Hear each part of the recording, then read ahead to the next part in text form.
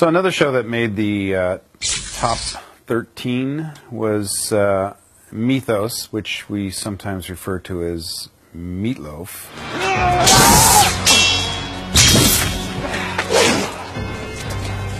Methos was, what can you say about Methos? It was to introduce Methos.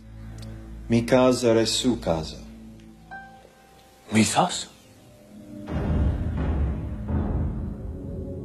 Methos was a great character. We needed to introduce a character that could be another Darius, but was totally different than Darius. It's just a great idea that the oldest guy in the world, everyone's expecting some wise old guy with a bit of a sense of humor and a lot of strength and passion, and it's not. It's this kid, and he's eating pizza, and he looks exactly like everybody else in the contemporary world. Methos, as we learned, was many things. He was evil, he was good. He's probably been through every section of life, of every part of his life, of every man throughout life. So have you, Made any sense of it? Found any purpose? well, you read minds too? It's what I'd ask if I just met me. And I think a great deal was added to the part by the actor getting it so wonderfully. I always thought that one of the really appealing things about the character was that he was 5,000 years old and he didn't have all the answers. I think Methos would say the secret of life is shit happens and you better be ready for it. Methos is a survivor.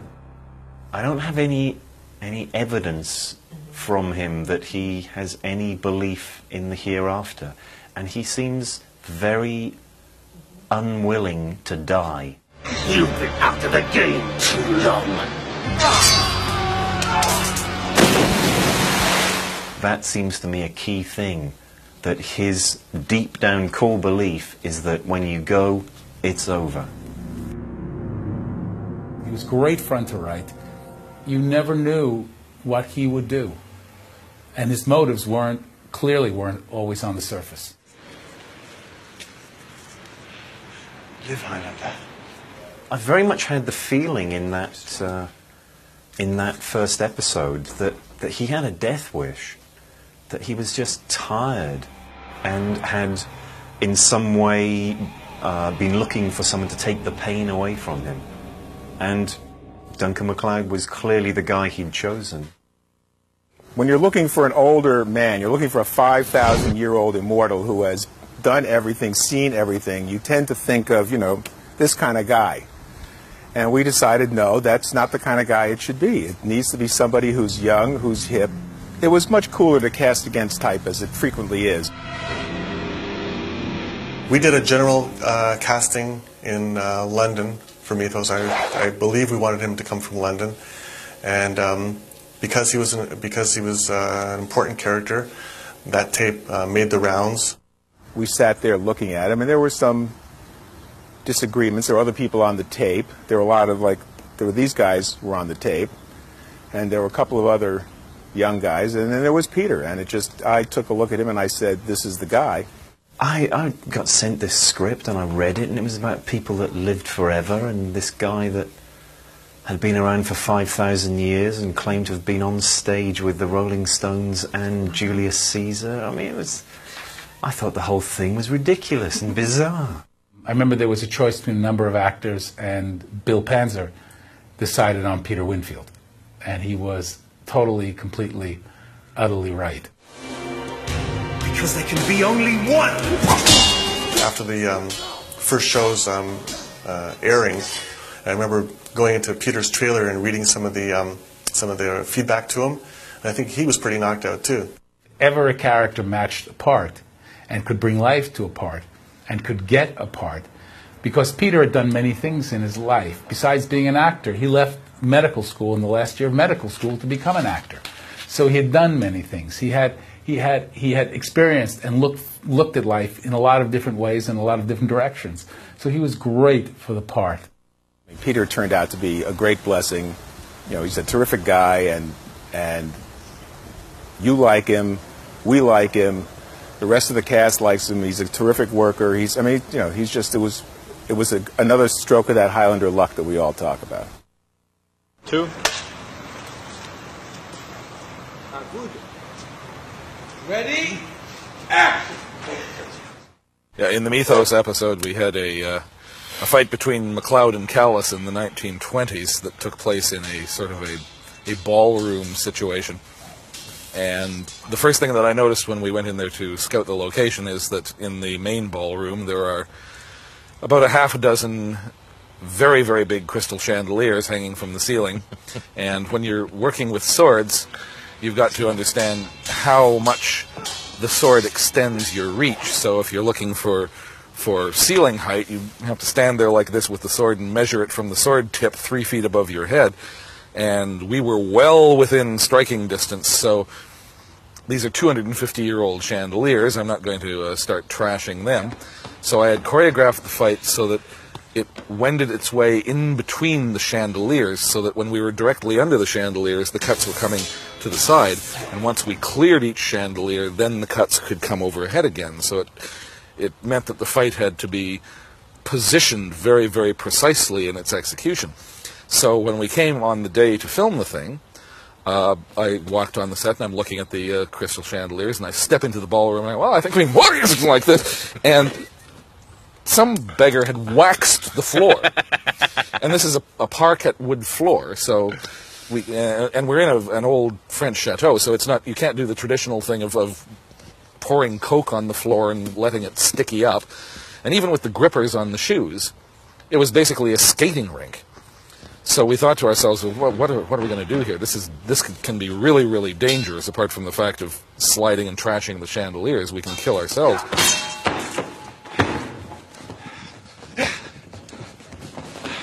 So fortunately, again, with Adrian, and we had David Robb, who was playing Callis, who is a trained and experienced swordsman himself, and quite good.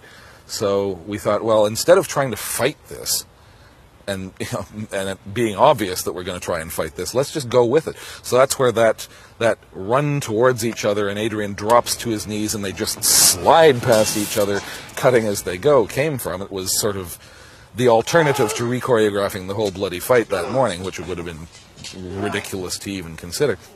No tails, slates on this shot. The other thing was when we went through that glass door, instead of using safety glass, they used pre-stressed plexiglass.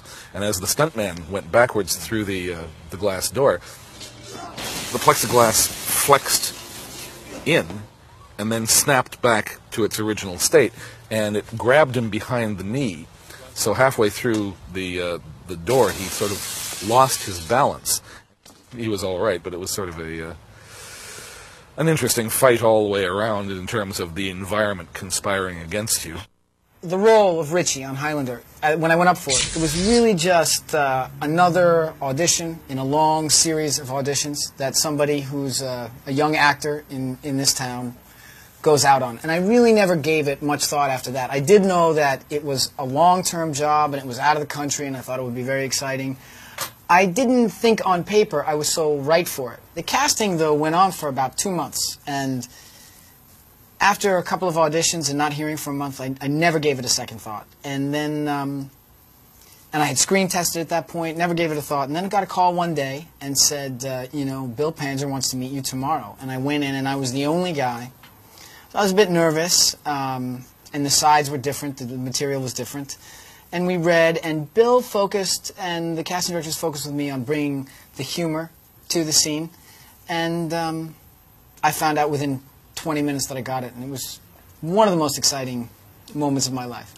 This episode was not just the episode where Methos appeared, but had quite an action-filled A-story. I had my own story within the story. I could get you arrested for that. You could. Or you could have me ride for you.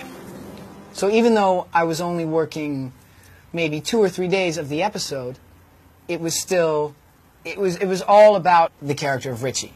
And even when MacLeod came into it, it was how he felt about the situation vis-a-vis Richie. At the time, it was just fun to carry the story as opposed to being Adrian's sidekick.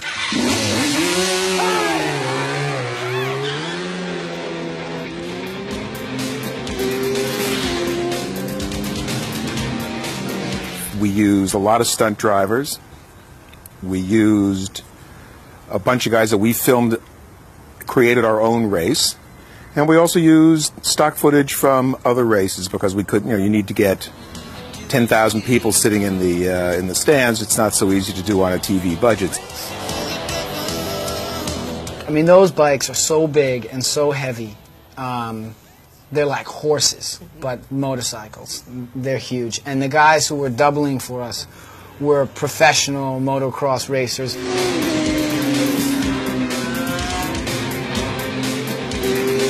We built a montage from footage that was actually shot by the Highlander production team and some motorcycle footage that we ended up having to buy. And we had a song written for that by Keith Scott.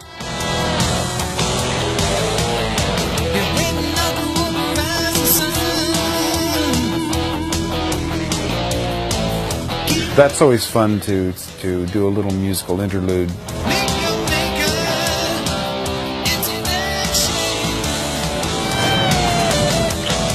Took a combination of real people, stunt people, a real race, stand, and kind of, I thought, created a very good illusion of professional racing. 5,000 years. Yeah, give or take. And that was when I took my first head. Before that, it all starts to blur. I guess it would. The greatest thing about him was that he was a different guy every time I met him. That's like gold. Because you play any character in a TV series and you do 10, 15, 20, 50, 100 episodes, invariably you're given all the information about the character in the first episode and you play variations on the same story week in, week out. And Methos was not like that at all. Every time I met him, he was someone else. And that's right. That's how he's survived 5,000 years.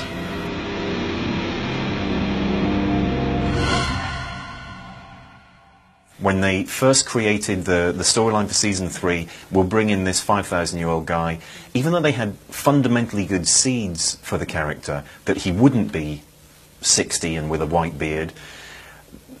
There was good soil and good seed sown in it, but they could not have written a character with the depth of what ultimately grew, because the character grew during season 4 and season 5, and it grew in front of the eyes of the audience, because it was growing with the writers and with the actor playing it as you watched. Stuff was being fed in and allowed to bloom, and that would throw off a branch in a different direction, which would allow something new to be thrown in, and that was tremendously exciting. Remember, Highlander, live, grow stronger. Fight another day. I don't think we've seen anything like all of him, but we have a taste, and it's intoxicating.